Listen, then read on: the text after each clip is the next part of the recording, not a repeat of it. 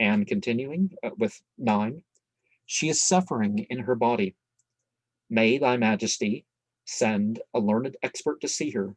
Then spake Pharaoh, let them bring to me the learned men from the places of the holy sciences and the knowers of the most intimate secrets. 10. They brought them to him forthwith. Then spake Pharaoh after a time, ye have been assembled here to hear these words. Now then bring to me a man of a clever mind and a finger skillful in writing out of your company. When the royal scribe, 11, Gahottamhab, had come before Pharaoh, Pharaoh bade him that he should start for Baktan with the envoy who was present. When the expert had reached the city of the land of Baktan, in which Bintrash dwelt, after the manner of one possessed with the spirit, he found himself, 12, unable to contend with him, the spirit. And the king again sent to Pharaoh, speaking thus, Great Lord and ruler, may thy majesty order that the entity be sent, Khonsu, the administrator of Thebes, to the youngest sister of the queen. 13. And the messenger remained with Pharaoh till the 26th year. In the month of Pakans, at the time of the feast of Yemen, Pharaoh abode in Thebes, and Pharaoh stood again before the entity Khonsu of Thebes, the kind and friendly, while he spoke thus, O thou good Lord, I present myself again before thee on account of the daughter of the king of Baktan. 14. Then went from thence the entity Khonsu of Thebes, the kind and friendly, Khonsu the administrator, the great entity, the driver away of evil. Then spoke Pharaoh in the presence of Khonsu of Thebes, the kind and friendly, Thou, good Lord, shouldest thou not charge Khonsu, 15, the administrator of the great entity, to drive away of evil, that he might betake himself to Baktan? To that there was a very gracious consent. Then spake Pharaoh, Give him thy talisman to take with him. I will let his holiness be drawn to Baktan to release the daughter of the king of Baktan. Thereupon a very gracious consent of Khonsu of Thebes, the kind and friendly. Thereupon starts 16. Then he gave the talisman to Khonsu, administrator of Thebes, at 4 different times, and Pharaoh gave command to cause Khonsu, the administrator of Thebes, to embark on the great ship. 5 barks and many carriages and horses were on his right and on his left. That entity reached the city of the land of Baktan after the space of a year and 5 months. Then the king of Baktan and his people and his princes went to meet Khonsu, the administrator. And he threw himself, 18, prostrate and spoke thus, Come to us, friendly to us, according to the commands of the king of Upper and Lower Egypt, Ramasu and Mariaman. And the entity went to the place where Bintrash dwelt, and he caused the talisman to work upon the daughter of the king of Baktan. She became well, 19, on the spot. Then spake the spirit which possessed her before Khonsu, the administrator of Thebes, welcome as a friend, thou great entity, driver away of evil. Thine is the city of Baktan, thy servants are its inhabitants. I am thy servant, 20. I will return whence I came to make thy heart satisfied about the object for which thou wast brought hither. May I request thy holiness that there may be a feast celebrated in my company, in the company of the king of Baktan. Then this entity assented graciously to the prophet, and he said, 21, Let the king of Baktan prepare a great sacrifice for this spirit. When that has been done, then will Khonsu, the administrator, unite himself with the spirit. And the king of Baktan stood there together with his people and was very much afraid. Then, 22, he prepared a great sacrifice for Khonsu, the administrator of Thebes, and for this spirit, the king of Baktan celebrated a feast for them. Then the glorious spirit went thence, whether it pleased him, at Khonsu, the administrator of Thebes, had commanded. And the king of Baktan was delighted beyond measure, together with all the men that dwelt in Baktan. Then he considered in his heart, and he reigned, and he spake to them thus, Might it be so that this entity should remain in the city of the land of Baktan? I will not let him return to Egypt. Then, 24, this entity remained 3 years and 9 months in Baktan. Then the king of Baktan rested on his bed, and he saw as if this entity stepped out from the holy shrine in the form of a golden sparrowhawk.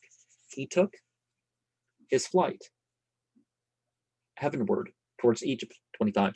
When he awoke, he was lame. Then spake he to the prophet Khonsu, the administrator of Thebes, this entity. He stayed amongst us, and now he withdraws to Egypt. His carriage must return to Egypt. 26. The king of Bakhtan had the entity drawn back to Egypt and gave him very many presents of all sorts of good things. And they arrived safely at Thebes. Then went Khonsu, the administrator of Thebes. 27. Under the temple of Khonsu of Thebes, the kind and friendly. And he laid down the presents just as the king of Bakhtan had presented them to him, namely all kinds of good things for Khonsu of Thebes, the kindly and friendly. He kept nothing of them for his house. But Khonsu, the administrator of Thebes, 28, returned happily to his house on the 33rd year in the month of Mekher, on the 13th day of King Ramasu Yemen. Such was whatever happened to him, the dispenser of life today and forever. And the story has been known as such as the possessed princess of Bakhtan until lately was considered authentic. It has now been shown to be a legend of Egyptian priest written for the purpose of the glorification of Khonsu. It is a much latter date than the period to which it purports to belong. Well, I don't know about taking away the attribution of that it was something people believed happened. It is difficult to say where the land of Bakhtan should be sought. A journey of 17 months from Thebes to the foreign city shows that it was very distant. Well, perhaps it's like over by Afghanistan, because Bakhtan, one of the names of Bactria, or the doubtful stay of Ramasu XII in the riverland of Naharain suggests a Syrian town. Probably the town referred to may be Baki or Bak, which is mentioned in the list of the victories of Ramasu III and earlier kings as a conquered place, with his successor Min-Ma'at Ra Satapn Ra Ramasu the 13th, Yemen, circa 1100 BCE.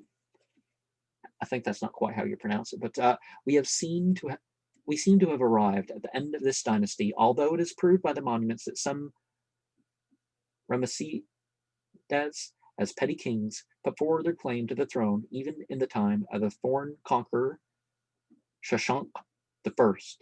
They did so with little success, for the chief priest of the entity Yemen had already placed the crown on their heads.